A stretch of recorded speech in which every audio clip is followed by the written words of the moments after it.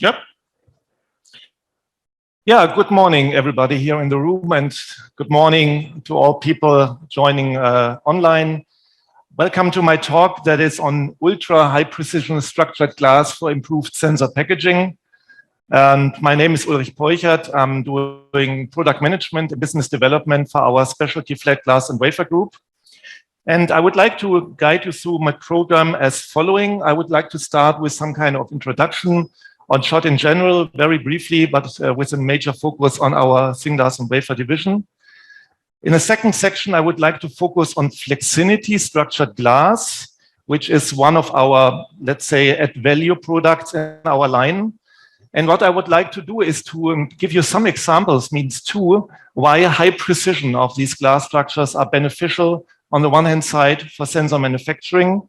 And on another example, I would like to talk about functionality of glass to show you how high precision can help to improve performance of end devices. At the end of my talk, I would like to give you an introduction on Flexinity Mini. That is a new product version of our Flexinity family. And I would like to end with this information. First of all, on SCHOTT. SCHOTT is a worldwide operating specialty glass manufacturer with 130 years and more experience in melting, hot forming of glass, including processing. So we are talking about raw glass, we are talking about components, and we also are talking about glass compounds to combine glass with other materials. And here is one example, our electronic packaging portfolio that I like to invite you to come to our booth to meet also people from this business unit. On the flat glass and wafer area, you see here a wide spectrum of application that we are running. So our unit is bundling everything that is flat at SCHOTT, flat thin glass, ranging, as you see here, thickness-wise between 30 micron up to a couple of millimeters. And you see here there are wide spectrum of applications with consumer electronics, automotive, we have medical, we have even household appliances. Today, of course, we will focus on optical sensors and also on pressure sensors. And before doing that, another information on our formats. I'm talked about thickness, which is very widespread. We also have widespread formats laterally with sheet glass that you can get directly molten and drawn from a down-door tank in Germany or as a floated glass from Jena. You can get it in big sheets. You can also get it cut to size in wafer, in free formats, as you like. And you see also here at the bottom a wide spectrum of glass names that I don't like to explain in detail. So therefore, please come to our booth and get explained what is in behind. It's simply the art of tailoring chemical composition and tune chemical properties of glass in a different manner. So please come to our booth to learn more here. Now I would like to focus on structured glass and in particular on our Flexinity product line. Our Flexinity product family has an outstanding performance portfolio. So we really just crossed the border to in many concerns, as we at SCHOTT have done it for many years for pressure sensor backplates. And by developing a new technology, we are now able to do even more. It means we are talking about accuracy and precision, come to that point later. We should talk about customized solutions as a signal to you. We are doing design in, we are doing sampling, we are doing prototyping and mass production. So we just offer a wide bundle of cooperation options up to mass production. Not to forget, laser bonded devices possible. Again, please come to our booth to learn more here. It's the art of just hermetically bond glass to glass and glass to silicon, very reliably, very hermetic. So here our Finnish colleagues, SCHOTT Primusella, will give you more information if needed. And final flexibility, you see it as a flexible glass. You can have Flexinity also bendable. Normally people do not need, but here you see for promotional reason, it's good to show as we have a very high mechanical stability of all these tiny structures that is very important in terms of integration and end use. Before we start with the two cases on tolerances, I would like to give you the hint on Flexinity Mini. I will come to that point at the end of my talk. And we have a Flexinity Connect, also a new brand that addresses the semiconductor market, back-end packaging. So here we're talking about this TGV articles. So means anything that is really required by the industry for long years, but it needs some kind of time to really introduce, as it's so beneficial in many concerns to PCB boards and silicon. So we have a glass core technology. Please come to our booth and to talk to our experts as well on our booth. Spec-wise, you see here we have everything prepared. Everything is needed to be discussed in detail. It's only a spectrum of the rough features we can provide. Thick glass, ultra thin glass, 100 micron to 3 millimeters possible on even panel size, 500 square and more. We come with a structuring radius. We have now a new offering, only 25 micron radius. We can provide to the market depending also on the overall structural features. And again, the tolerances is an outstanding feature, plus minus 10 micron on a mass production level with high production, let's say, repeatability. All right, so let's talk about this tolerance issue in two matters. I would like to go to pressure sensors now. And just to introduce, we have provided and producing these kind of borough float backplates to the pressure sensor die industry. So it's used in many cases as a pedestal to decouple the MEMS sensor to the submount, means electronic insulation, also thermal insulation. These are the aspects of why using glass. Our product is like this, thousands of holes on a wafer, 4-inch, 6-inch, even 8-inch. And the typical thing is, again, the diameter of the hole. It's quite normal, 500 micron, maybe 1 millimeter. And you see here now the tolerance figure. And the question now is, what is it good for? And we did some, and it's at the end a matter of alignment between the silicon die, the silicon wafer and the glass wafer. And before just looking on a scenario, I think you all know about the anodic bonding technology, where normally a glass wafer is used, the silicon wafer is attached. So you see here both components coming together. Then you have the anodic bonding machine, roughly speaking, 400 degrees C, 20 minutes processing time. And our customer is then doing the dicing, and then you have the die with the glass pedestal at the end. How does it look in cross-section? It's like that. You see the glass pedestal, the hole where the gases, fluids come to attaching the diaphragma at the top and the silicon, and it translates the expansion into an electronical signal. Now coming to some scenarios. We have to define the cavity width. As you see here, defined as the longest distance where, let's say, the bonding starts to the glass, and we have to define the hole diameter of the glass. It would be perfect to have a perfect alignment, means the hole is directly on top of the silicon wafer. It should look like this one. This is not real world.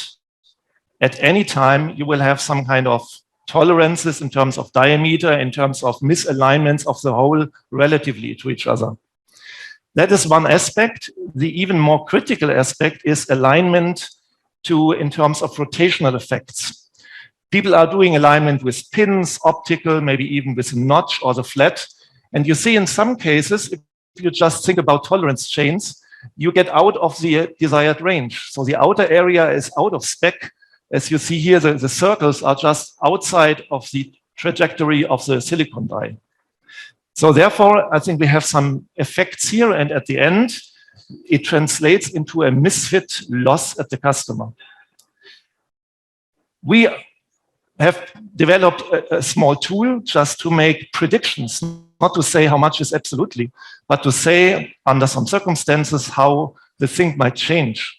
And this program you can make some input on all the geometries, on all the tolerances you need. And you get a result section where you have some frequency distribution, how much misfit you relatively get in comparison to another scenario. Let's play two scenarios. The one is you would like to change the diameter of your wafer. You have 4-inch.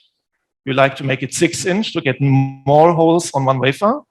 And then you do it, and you see if you take a 50 micron plus minus hole diameter tolerance, Then you even have in the 4-inch case some misfit losses. Not saying it's absolute, it's simply a reference point. If you go to 6-inch, it's getting even worse. That's not good for the overall cost scenario at the die maker. If you can get down with the tolerance of the glass hole, for instance, with Flexinity, 40 micron or even 25 micron tolerances, then you see at the end, you get to a relatively zero status. You can reduce your misfit losses if you just take care on the geometry of the glass underneath. We can provide it by Flexinity.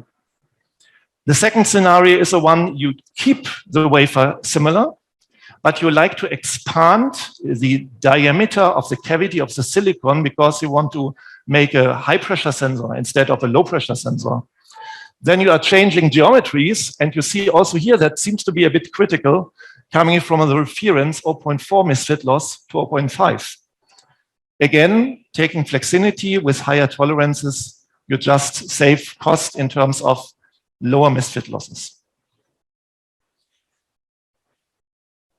Next example, it's fairly different. It maybe even does not have so much to do with sensors, as we are talking more on emitters or wavelengths in general. It's gigahertz technology. And here we have a nice example of functionality designed by structured glass. We are talking about gigahertz technology, and you all know micromillimeter wave gigahertz is coming everywhere. So we have it in long distance sensoring, high-end radar broadcasting, even space observation. I think millimeter waves will come, some trends here upward. And so therefore the question is, how can people address it in future? Also in terms of transmission losses. And you see here also a waveguide, hollow waveguides are one of the technology applied.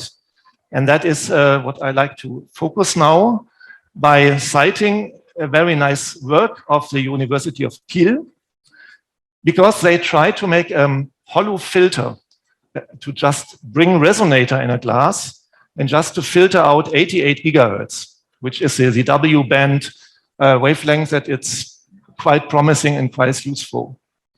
How do?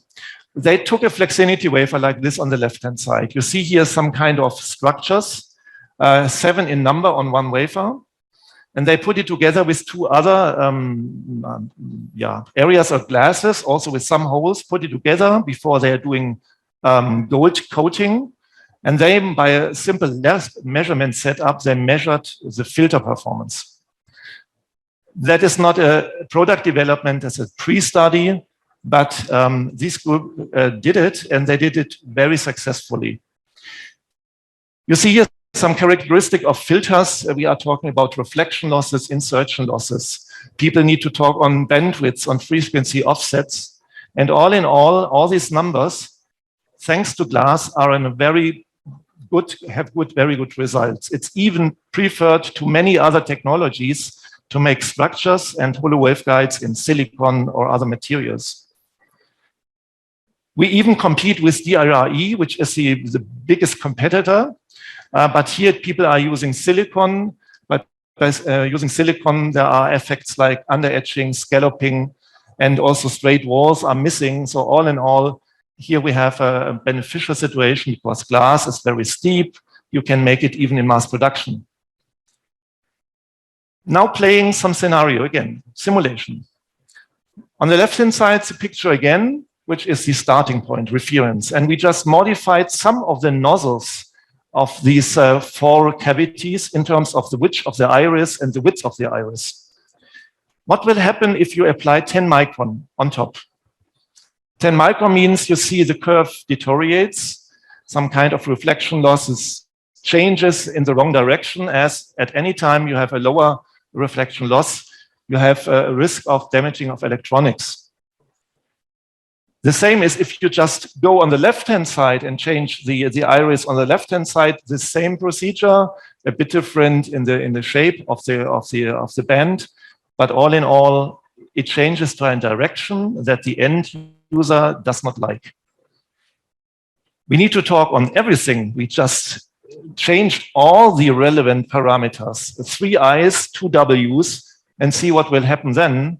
And you see even here a shift of the overall band, and that might cause some overlap to the information in a neighbored band. So you have overlaps, and that's what people does not like. The best would be to be so precise that you have even a 2.5 micrometer deviation. If happening, you see it's okay, nearly nothing changing.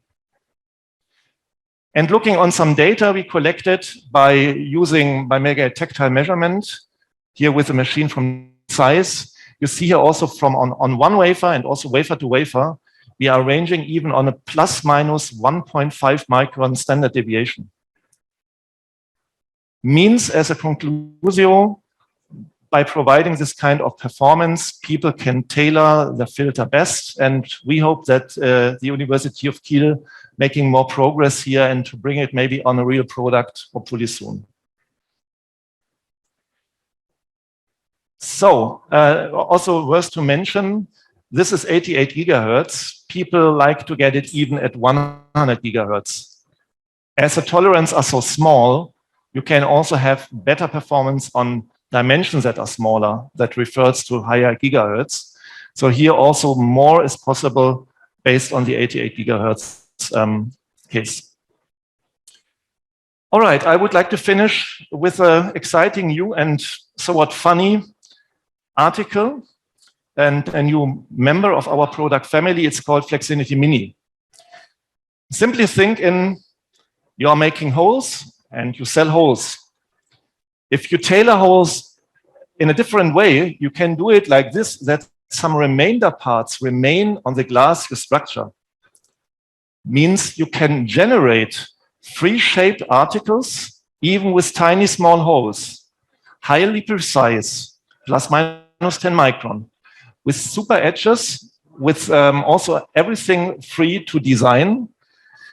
And one of the maybe most important thing is if people like to wash, to coat, to even make toughening, you can make it on a frame. Means you take a frame, just process it, and then you just make some kind of detaching. You can also have it more simple. Here, another study we are running. You see here there are small filter pieces, 5 millimeter, 7 millimeter in diameter. They are now positioned on these small bridges. You can break it out. Of course, at the position of outbreak, it's a tiny, small, different edge than on the entire other edge area. But nevertheless, this might be an option for ultra thin glass. It's a 100 micron glass, and please come to our booth to look on it. For ultra thin glass, mechanical strength is essential. And therefore, we also measured mechanical strength. And looking on some kind of Weibull plots that plots breaking stress versus failure probability of glass, you see with coming to Flexinity Mini and even toughened Flexinity Mini, chemical toughening as we all have it on our mobile phone covers, then you see the line shift to the right hand, means you have more bending, can imply more bending strength. Signal chemical toughening even possible for some whatever filter or consumer electronics purposes mostly. You can also process it on UV tape. Some people like to get it in this format because we have also some scenario of Flexinity Mini that are in this way here. It's not only some free-shaped articles, it's simply small glass pieces people need. You get it delivered by that by a laser perforated line 2 times, and then open lines already because it's small, tiny holes. And you can simply break it with the standard breaking and stretching devices that the semiconductor industry applies. So that has been tested. If you need small chips that are normally diced, and you like it to get it better in precision, with better edges and high mechanical strength, then this might be the best format you can get on the market. Last slide is you can simply make it tool-free. Take the sample, just break it out, and you get all the chips nicely for pick and place, however you are doing. So that's the overall portfolio of Flexinity Mini, and I really like to invite you to look on it, on that all. That is on our booth 514. Before closing, just to summarize, we at Thin-Glass and Wafer, we provide an exceptional broad material portfolio. We have glass form factors, ultra wide. We can make structuring. We make innovation, as you see here. Also some nice stuff. It's 3D shaping of glass. Normally cold you can never do, but by structuring you just can make some gimmicks. I have one on the booth. Welcome. We would like to welcome you on our booth with our people and colleagues from electronic packaging, Primusella, all the people there, and thanks for your attention. If there are any questions, please ask. Thank you very much.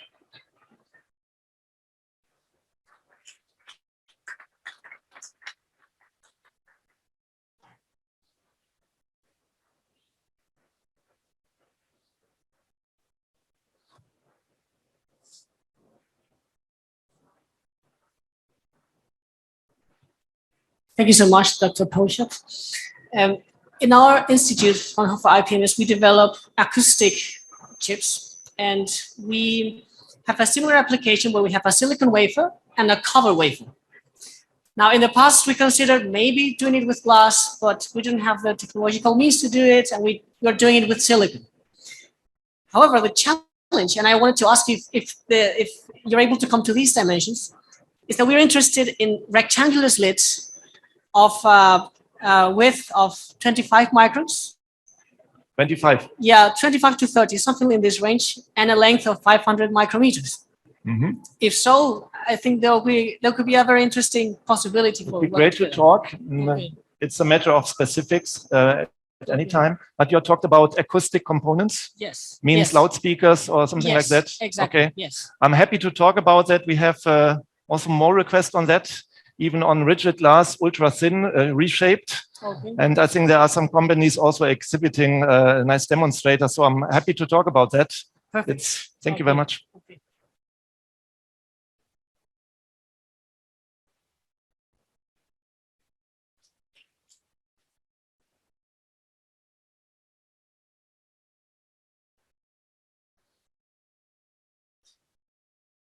So no more question from here?